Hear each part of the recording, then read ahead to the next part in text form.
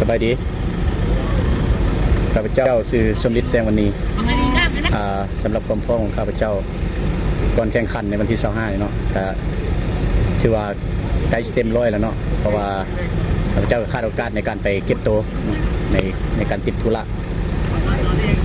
แล้วก็ถึงว่าจะเป็นอันนั้นก็ยากเนาะแต่อีก4 มื้อ 5 มื้อเนี่ยพวกเราก็ต้องเดทเข้มข้น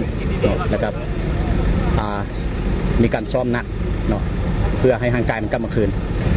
ในการพบกับทีมชาติไทยในวันที่25นี้เนาะพวกเราจะเฮ็ดเต็มที่เนาะจะสู้ให้เต็มที่ถึงว่าทีมเขาจะเป็นรองก็ยากเนาะแต่พวกเราจะพยายามเฮ็ดเต็มที่แล้วก็ขอเชิญให้แฟนบ้านเนาะบ่ว่าจะอยู่ไกลหรือไกลเนาะให้มาชมมาเชียร์ที่สนามหลัก16ให้หลายๆเนาะมาให้เป็นกำลังใจทีมชาติลาวสุดใหญ่ของพวกเราเนาะสบายดีเนาะเขาจะซื้อโปรเจกต์นู้พักดีจากสโมสรจำปาสักอาเวเนียFC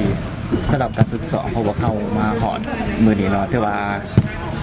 มีความพร้อมเกือบว่าอย่าง100%เนาะขนาดเทคนิคของโค้ชและ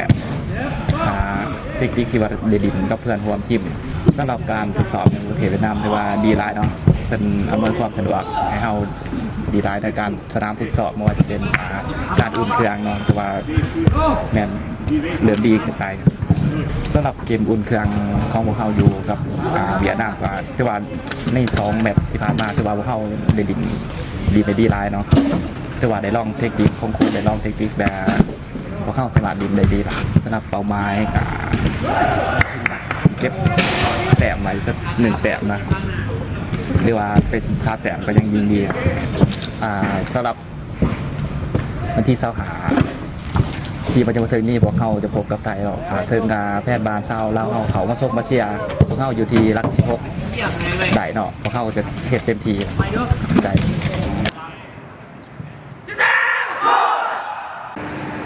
สบายดีข้าพเจ้าบุญประจันทร์มุกองในนามหัวหน้าทีมชาติลาว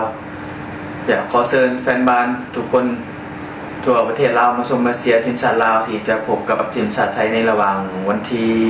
25เนาะเวลา